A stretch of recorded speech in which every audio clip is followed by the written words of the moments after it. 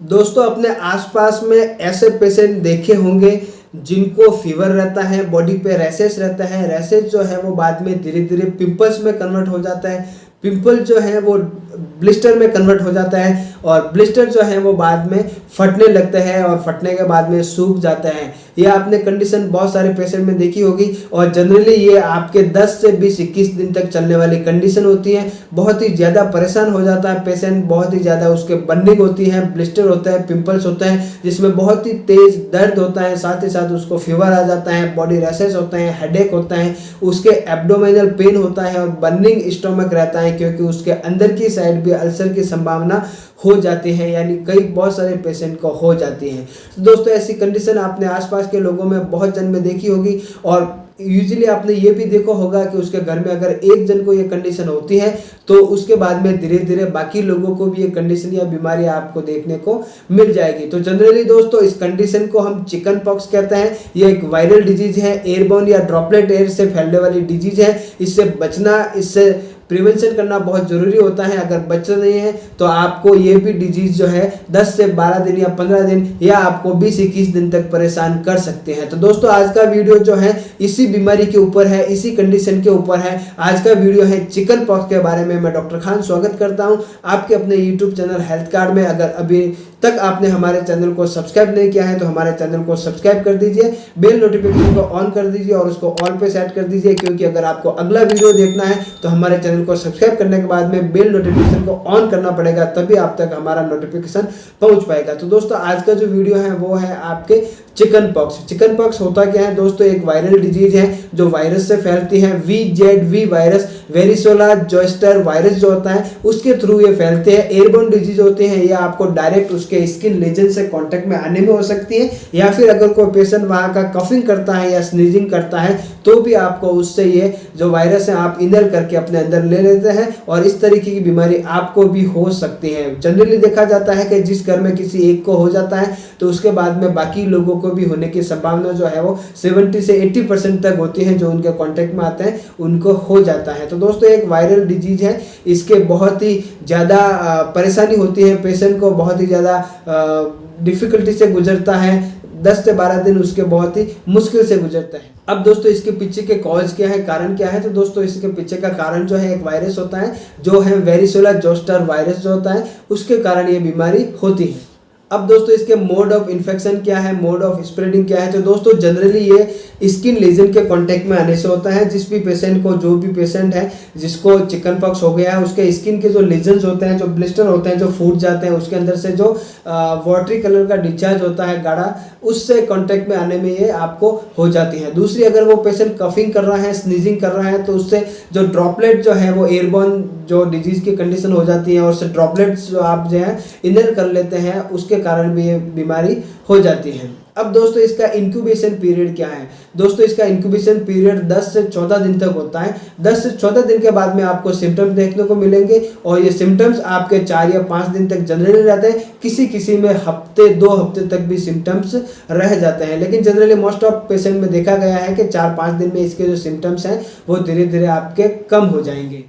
अब दोस्तों इसका जो है इन्फेक्शियस पीरियड क्या होता है? जब आपको एक्चुअली होता क्या है कि इंक्यूबेशन पीरियड वो होता है जब आप किसी से इन्फेक्टेड होता है। इन्फेक्टेड होने के बाद में आपके बॉडी के अंदर जो है वो जो वायरस है वो अपनी पावर दिखाता है। उसके बाद में उसके जो सिम्टम्स आने में 10 से 15 दिन का या 10 से 14 दिन का समय लग जाता है, लेकिन उसकी एक इन्फेक्शियस पीरियड होता है। यानी आपको अगर आज इन्फेक्शन हुआ है तो आप 48 आवर का जो इसका इन्फेक्शियस पीरियड होता है, यानी 48 आवर्स के अंदर अंदर आप किसी को भी, दूसरे जो इंसान है जो आपके कांटेक्ट में आता है, उसको आप इन्फेक्शन फैला सकते हैं। तो दोस्तों ध्यान रखिए, इसकी जो इन्फेक्शियस पीरियड होता है, जो ऐसी कंडीशन होती है जो साइलेंट सिम्टम्स जब होते हैं, जब आपको कोई भी सिम्टम्स नहीं दिखाई देते हैं, उस टाइम में इसकी इन्फेक्शियस पीरियड जो है वो एक्टिव हो जाती है और जब आप में सिम्टम्स नहीं होते हैं तब भी आप इस बीमारी को किसी दूसरे में फैला सकते हैं। तो इसका इन्फेक्शियस पीरियड 48 आवर्स के बाद में शुरू हो जाता है।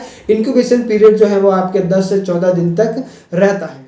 अब दोस्तों इसकी जो स्टेज क्या है? जनरली इसकी 3 जो स्टेज होती है वो होती है, सबसे पहली जो स्टेज होती है वो होती है इसके रैसेज जो होती है, बम्पी रैसेज होता है, यानी हार्ड बम्पी रैसेज होते हैं। इसकी फर्स्ट स्टेज होती है। सेकेंड स्टेज जो होती है उसमें आपके फ्लूइड जो फील हो जाता है, यानी उसके अंदर जो पस है उसका फॉर्मेशन होने लगता है, ये इसकी सेकेंड स्टेज होती है। और थर्ड स्टेज जो होती है वो इसकी स्कैब्स वाली स्टेज होती है, जिसके अंदर आपके जो ब्लिस्टर है वो फटने लगता है। उसके बाद में वो धीरे धीरे ठीक होकर ब्लैक कलर के आपके होने लगते हैं। जनरली इसकी 3 स्टेज जो आपको देखने को मिल जाती हैं। अब दोस्तों इसके जो है सिम्टम्स अपन ब्रीफ में बात करें, कौन से इनके साइन एंड सिम्टम्स होते हैं, तो इसके 10 से 14 दिन के इंक्यूबेशन के पीरियड के बाद में आपको फीवर स्टार्ट होता है।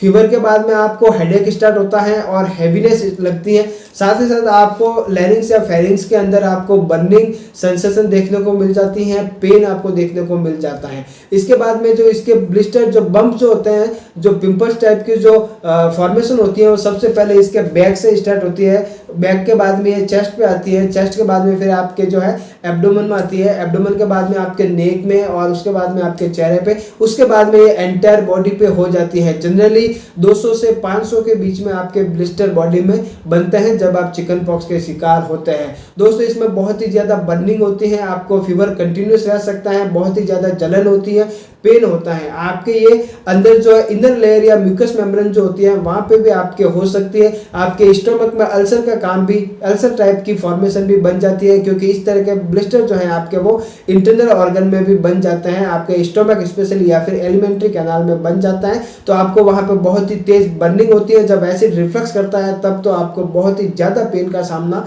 करना पड़ सकता है।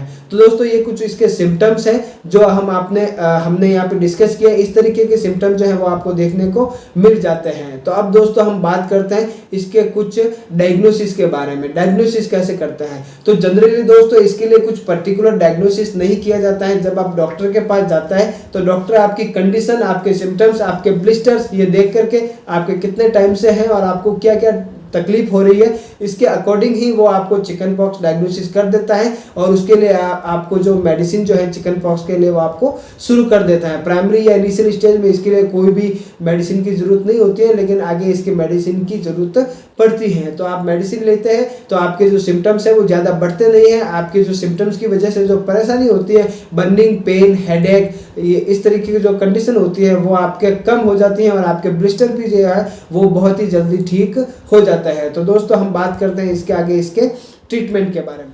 अब दोस्तों हम इसके ट्रीटमेंट के बारे में जब बात करने जाए तो सबसे फर्स्ट में जो है इसका ट्रीटमेंट जो है वो हम इसके फीवर के लिए, हेडेक के लिए पैरासीटामोल का उपयोग करता है। पैरासीटामोल मेडिसिन जो होती है, आपके कंस्टेंट फीवर होता है या हेडेक होता है उसके लिए हम पैरासीटामोल का उपयोग करते हैं। साथ ही साथ आपको पेन होता है तो वहाँ पे भी आप पैरासीटामोल का उपयोग कर सकते हैं। उसके साथ में आप जो है एंटी हिस्टामिनिक या एंटी एलर्जिक ड्रग भी साथ में देना पड़ता है, क्योंकि आपके रैशेज हो जाता है स्किन में। उसके लिए आप सेट्रिजिन का यूज कर सकते हैं या फिर आपके लिवोसेट्रिजिन का यूज कर सकते हैं। साथ ही साथ पीपीआई आपके जो है वो यूज कर सकते हैं आप, पेंटोपरेजोल डोम्पेरिडोन या इसोमेप्रोजोल डोम्पेरिडोन या रेबेप्रोजोल डोम्पेरिडोन का कॉम्बिनेशन, जिससे आपको नोजिया वगैरह हो तो भी आपको उसमें रिलीफ मिल जाएगा। साथ ही साथ एंटी हिस्टामिनिक ड्रग भी आप यूज कर सकते हैं। एंटी हिस्टामिनिक एंटासिड ड्रग जो है वो आपके रेनिटिडिन वगैरह भी आप उसमें यूज कर सकते हैं। जब दोस्तों इसके ब्लिस्टर बन जाते हैं तो उसमें ब्लिस्टर में बहुत ही तेज बर्निंग होती है, तो बर्निंग के लिए आप कैलामाइन लोशन का यूज कर सकते हैं। कैलामाइन लोशन आपके बहुत ही अच्छा काम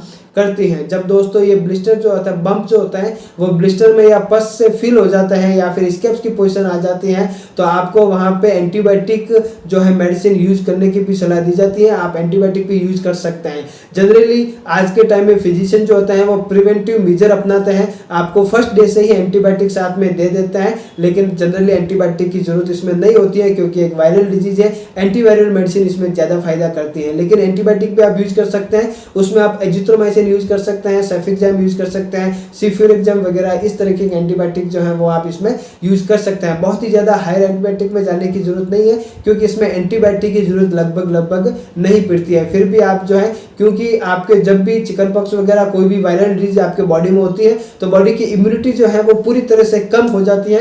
उस कंडीशन में अगर आपको कोई दूसरा भी इन्फेक्शन होने वाला है तो वहाँ पे आपको एंटीबायोटिक जो है उस इन्फेक्शन से बचा लेती है। अब दोस्तों आगे जो है आप एंटीवायरल मेडिसिन यूज कर सकते हैं। एंटीवायरल मेडिसिन में आप असाइक्लोवीर मेडिसिन जो आती है 200 पोटेंसी में आती है, 400 में आती है, 800 में आती है और 1200 में आती है। अगर बच्चे हैं तो उसको 200 पोटेंसी की दिन में 3 बार गोली दी जा सकती है।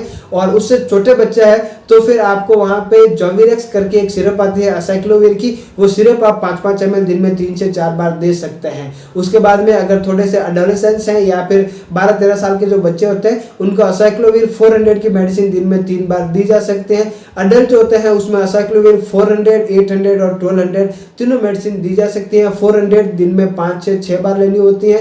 800 की मेडिसिन भी आप दिन में 4 से 5 बार बॉडी वेट के अकॉर्डिंग दे सकते हैं। और असाइक्लोविर 1200 की जो मेडिसिन होती है वो दिन में 3 बार आपको दी जाती है। तो इस तरीके से आप एंटीवायरल थेरेपी भी आप उसमें चला सकते हैं, जिससे आपके सिम्टम्स में बहुत ही ज़्यादा रिलीफ मिलता है और आपके सिम्टम जो है वो उसकी स्पीड जो होती है, उसके फैलने की जो स्पीड होती है वो कम हो जाती है और आपके सिम्टम्स बहुत ही जल्दी उसको कम करने में या दबाने में ये चीज़ें मदद करती हैं।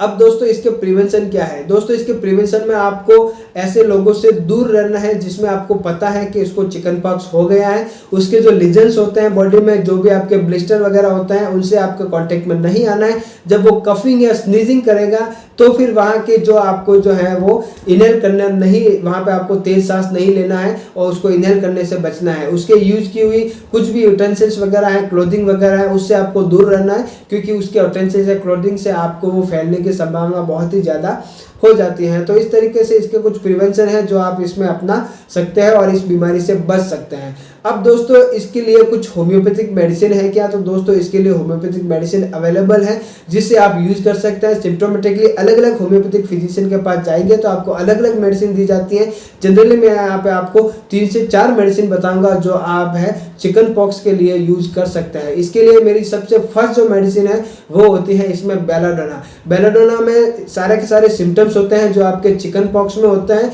बेलाडोना एकदम परफेक्ट मेडिसिन बैठती है आपके चिकन पॉक्स के कंडीशन में। ये आप 30 पोटेंसी में यूज कर सकते हैं दिन में 5 से 6 बार। जब आपके फर्स्ट प्राइमरी हो तो इसका डोज थोड़ा ज़्यादा ले सकते हैं आप, 30 पोटेंसी दिन में 5 से 6 बार ले सकते हैं। धीरे धीरे करके आप इसका डोज जो है वो कम कर सकते हैं। 5 से 6 बार से फिर 4 बार करिए, फिर 3 बार करिए और ऐसा कर करके आप हफ्ते भर के अंदर इस मेडिसिन को बंद कर सकते हैं। सबसे पहली जो ड्रग ऑफ चॉइस है वो इसके लिए बेलाडोना है। दूसरी जो है वो आप इसमें हेपर सल्फ यूज कर सकते हैं। उसके बाद में जो है आप अकोनाइट जो है इस मेडिसिन को भी आप चिकन पॉक्स के मेडिसिन के रूप में यूज कर सकते हैं। इसके बाद में आप जो है रस्टॉक्स मेडिसिन यूज कर सकते हैं और इसके बाद में आप एपिस मेल मेडिसिन यूज कर सकते हैं। एपिस मेल मेडिसिन भी इसके लिए बहुत ही उपयोगी साबित होती है क्योंकि उसमें भी इसके बहुत सारे सिम्टम्स आपको देखने को मिल जाता है। तो दोस्तों ये कुछ होम्योपैथिक मेडिसिन थी जो आप यूज कर सकते हैं चिकन पॉक्स के केस में। इसके अलावा मैंने एलोपैथिक मेडिसिन और एलोपैथिक ट्रीटमेंट आप लोगों को बता दिया हूँ। चिकन पॉक्स के बारे में आज हमने बात की, बहुत ही विस्तार से आपको उसके सिम्टम्स, उसके स्टेज, उसके फैलने के तरीके, स्प्रेड, मोड ऑफ स्प्रेड, उसके बाद में उसके प्रिवेंशन, डायग्नोसिस और उसके बाद में उसके ट्रीटमेंट और होम्योपैथिक मेडिसिन के बारे में आपको बताया है। उम्मीद करता हूं दोस्तों ये वीडियो आपको पसंद आया होगा। ऐसे ही और जानकारी वाली वीडियो को देखने के लिए आप हमारे चैनल को सब्सक्राइब करें, बेल नोटिफिकेशन को ऑन करें ताकि आपको अगली वीडियो का नोटिफिकेशन सबसे पहले मिल सके। हमारे वीडियो को आप ज़्यादा से ज़्यादा देखिए, लाइक करिए, कमेंट करिए, ज़्यादा से ज़्यादा लोगों तक शेयर कीजिए ताकि जो भी इस बीमारी से परेशान है या फिर इस तरीके के सिम्टम्स दिखते हैं तो ये मेडिसिन का यूज कर सके और खुद जो है वो लाभ ले सकें। तो मिलते हैं दोस्तों नए और इंपॉर्टेंट वीडियो में। तब तक के लिए आप लोगों से विदा चाहता हूँ। नमस्कार, धन्यवाद, सब्बा खैर, राम राम।